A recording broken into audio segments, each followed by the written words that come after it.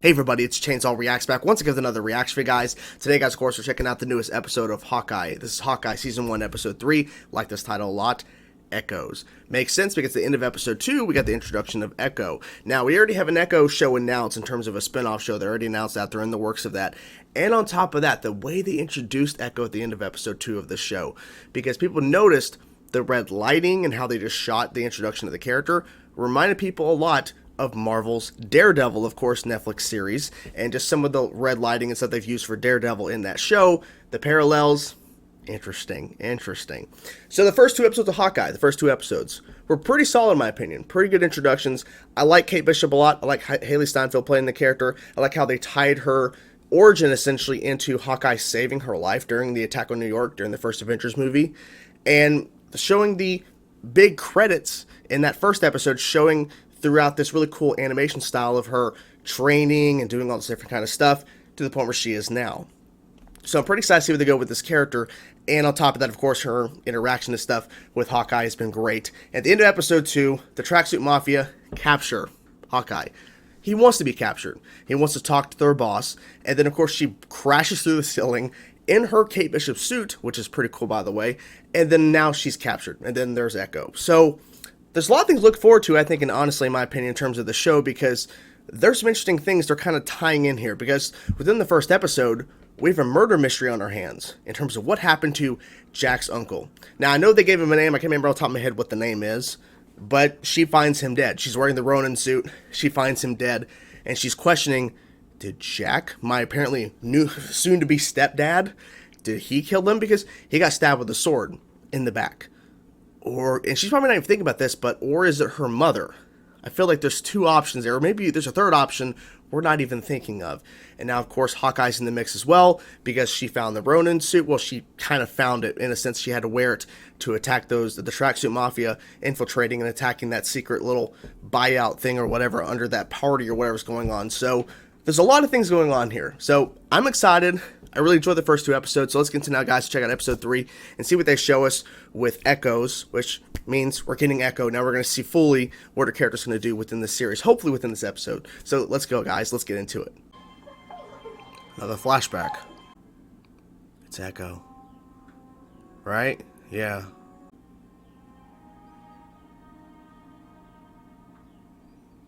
Shit at all. I recognize that actor from, was it Longmire? Kids Like Me. It's impossible. See, you are one of a kind. She's watching movement. Maybe sensing the vibrations, maybe?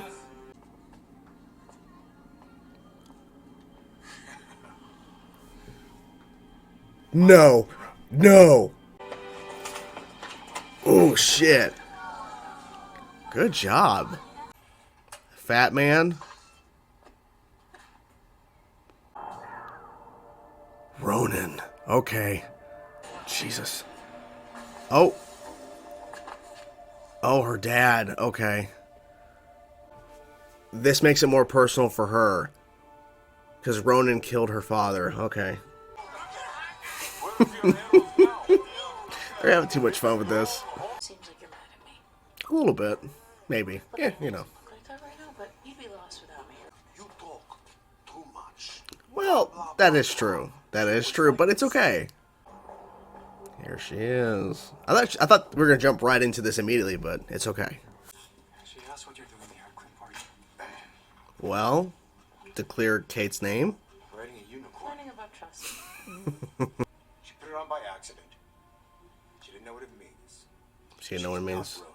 She's not. Look at her, she's 9. Because she's not the Ronin doesn't mean that Ronin's not back. I mean, he's not back, though. That's just a rumor. Rumor. How do you know? Black Widow. So Ronin is dead. Oh. And the person who killed him is dead. That's convenient. Uh-oh. Maya, no! Uh-oh. How did you do that? Magic. Come out and play. Oh, shit. Oh. Oh, hearing aid's gone. I think she's gonna break it. Mm-hmm. Oh shit. Yep. About to say. Slow. Oh, I like it. I like the slow-mo. Oh, wait. Nice. Nice. In a ball pit. Ooh. Oh my gosh. That's pretty funny. And also kind of cool. Oh. Dude. My god. Oh shit. Nice. Nice sweep kick. Oh boy. Trust a bro. Definitely not this one. Alright, you don't have to say definitely like that. Alright, how about this one? Too dangerous. He's pulling out arrows. Like, can't use this one. Can't use this one. Nice. Play no arrow? You were facing the other way. Yeah, just a... Yeah. They were communicating! Yeah, communicating.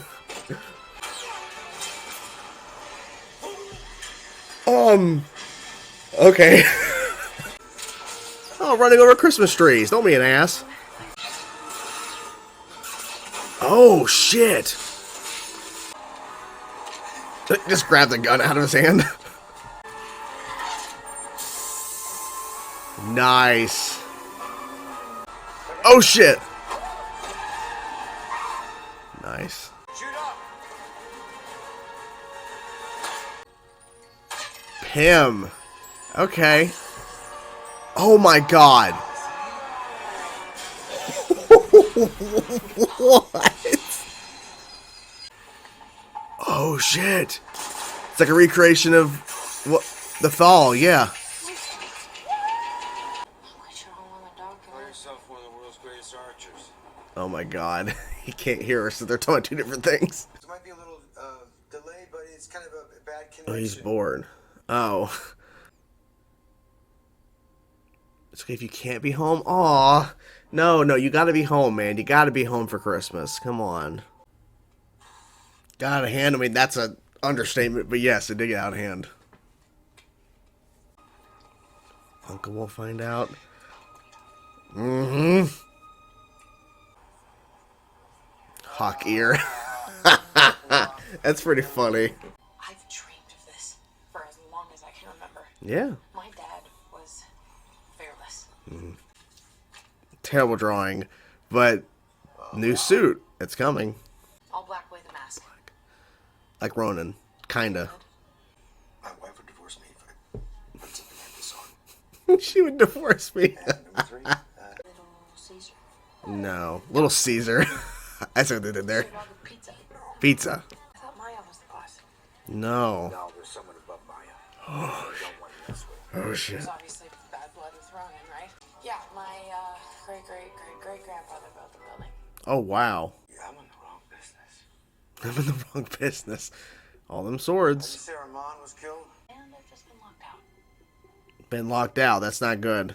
Glenn? How come you didn't hear that, but he did? Oh shit.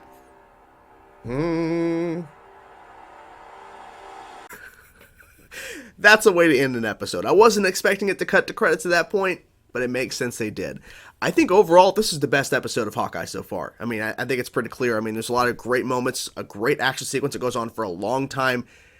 And on top of that, Uncle. We know who that is. They're not officially saying it, but we know who it is. We heard his laugh. Come on. It's Wilson Fisk. It's fucking Kingpin. He is coming. And what I also noticed, too, is that Vincent D'Onofrio posted a picture of himself when this episode aired. I saw the tweet after I finished filming. I just scrolling through Twitter. I'm like, wait a minute. Oh my gosh.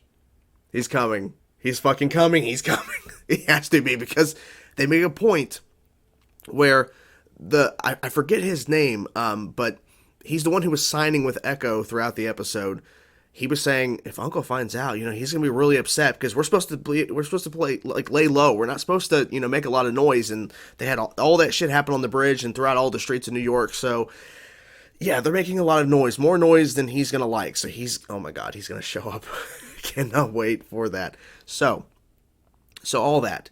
So they open with Echo's basically origin in a sense, which I think was interesting because they're having to do that so that you're more familiar with the character, because it's going to make more sense to tie into her show. So I recognized her father, the actor. I recognized him from Longmire. He's been in a couple other things I've recognized, but that's where I really recognized him from. And I like how they introduced her, and she already completed that little thing at school where she like wrote all the answers or whatever before the teacher even was even finished explaining what the kids had to do. And she's talking with her dad, signing with him, and asking why didn't you pay for me to go to deaf school? And he says, I'm sorry. And they bring in this like kind of parallel about asking about, are dragons real? She's asking him if dragons are real, and then what if they come into our world? Because he says, well, they live in another world if they do exist. She's like, well, what if they come into our world? It's like, well, then they become stronger because of that, and that they could live within two worlds, and implying to her, you have to live within two worlds, essentially, and that's going to make you stronger, that's going to make you better, or whatever the case may be, basically saying to her, you're going to benefit from actually going to regular school than you would going to deaf schools. I'm not really sure. But I liked his approach on that because he's trying to make her stronger and trying to have her experience the real world as it is. And then, of course, she's there at that little taekwondo class or whatever, karate class, and then there's fucking Uncle. And I went back a couple times after finishing the episode and listening to that laugh. It sounds like Vincent D'Onofrio. It sounds like him in terms of his laugh. So she beats the crap out of that kid. And then you cut to now where she's fighting or training again, beats the crap out of this guy. And then she goes and confronts. Because I was expecting it right away. Because when at the end of episode 2, that one guy, he seems like kind of like the main guy, or in terms of the Tracksuit Mafia guys we were kind of following. He's like, we got both of them. I thought we were going to jump to that interaction immediately. But they made us wait a little bit. But they have the back and forth where Echo's questioning about Ronan. And he's trying to explain, look, she put on the suit, she fought some guys, she has no connection because she really doesn't have a connection to Ronan. Nobody knows who Ronan actually is. And then you see more of why this is important to Echo specifically, because Ronan, Clint, actually killed her father and killed others in the process. But her father, because I was thinking at a point when she was younger and he said he's going to say, like, Uncle's going to take you home, Fisk. But I was expecting him to die then when she's a kid. But no, they actually wait till she's actually around, well, a few years earlier, because of Ronan was around during the 5-year time jump, the 5-year gap between Infinity War and Endgame. So she lost her dad not that long ago compared to what I thought was going to happen in terms of him dying a lot sooner. So that was really the turning point of why she wanted to get Ronan. So thankfully she doesn't know who Ronan is. I think she's going to figure it out, but we'll see. But then we have this huge action sequence go down where Hawkeye and Kate, and it's funny, Hawkeye's obliterating guys, like destroying them, like arrow, arrow, arrow. It's great. It's great action, the slow-mo, and just that back shot where it hit the guy's hand or whatever on the wall. That was really good. Or on like that beam, the pillar. That was really good. And she's still fighting the main guy that signs with Echo. She's still fighting only him the whole entire time. He's taking out people left and right. But still, like, she's still unexperienced. If she was running around like him, just beating up a bunch of guys, just like how Hawkeye is, I think it would have felt kind of like, I would have understood if they would have went that direction, but I'm glad they kind of didn't, because she still needs to learn how to really use the bow and arrow effectively, because during that whole car chase sequence, he's not really hearing her, but he's trying to figure out, how to maneuver the car the best way so she can fire arrows and stuff. And she's still learning. She's like just firing arrows just to see what's they're going to do. Like, she has no idea. There was like a putty times slime arrow or whatever.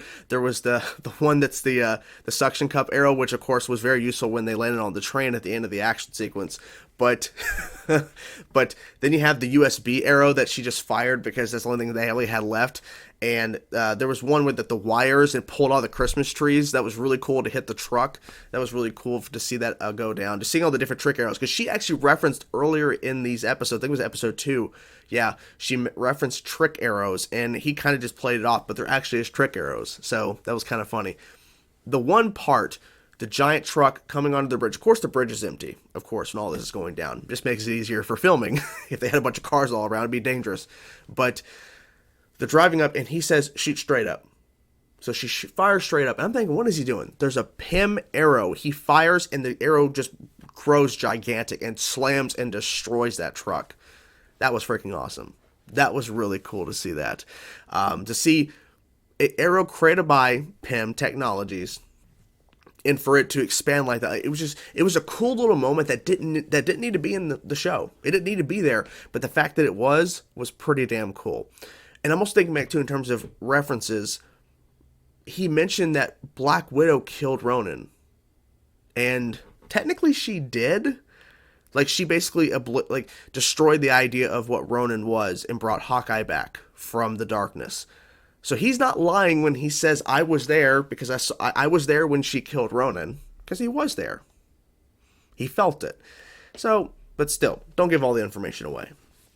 But I like how, what was a good thing too, I think good in terms of narrative is that Echo destroyed the hearing aid. Because for her, you don't need, I don't need a hearing aid. You rely too much on this technology. So she destroys it. It really causes him to really mess up in a sense of to where he's kind of fumbling at first. He doesn't know how to, he still has the movements in terms of being Hawkeye, but he can't hear the movements. He can't really use his hearing for his advantage in terms of his next move. He has to go based on instinct and vibrations and basically just his vision. He can't really rely too much on his hearing, which I think he's going to adapt to learn to use that more often, but we'll see. But I like how Kate was actually writing down what his son was saying on the phone because he couldn't hear him because they didn't fix the hearing aid at that point, and kind of helping him communicate with his son, even though he really can't.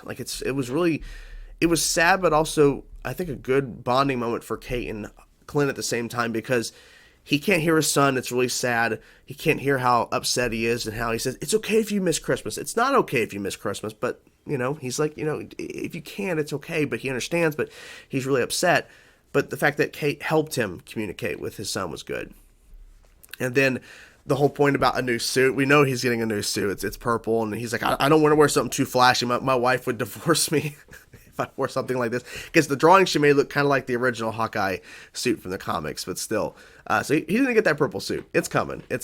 And then, of course, they end the episode with them sneaking in to her house. Her mother's house, but still. And there's Jack with the sword to his throat, and then it cuts.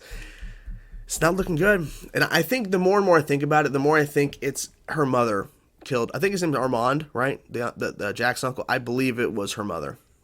I think it's too on the nose. They keep bringing up Jack as the main suspect. So I feel like it's going to be her mother. That's going to be the revealed, because she had an argument with him in episode 1. So I feel like it's going to tie into that, but we'll see. But I really enjoyed the episode. I think this was like I said, this was the best episode in my opinion of season 1, or at least in this season. I don't think we're getting a season 2 of Hawkeye, but I think overall this is the best episode so far out of the 3. And what'd you guys think? What do you think of the uncle reveal? We know who that is. Come on. What do you think of the rest of the episode in general in terms of that huge fight sequence, the action sequence, and just overall the continuing of the bonding, I guess, if you will, or the working together relationship of Kate and Clint? Whatever thoughts you have about the episode and the show overall, let me know in the comments below. Hope you guys enjoy the reaction. I'll talk to you guys soon. Peace out.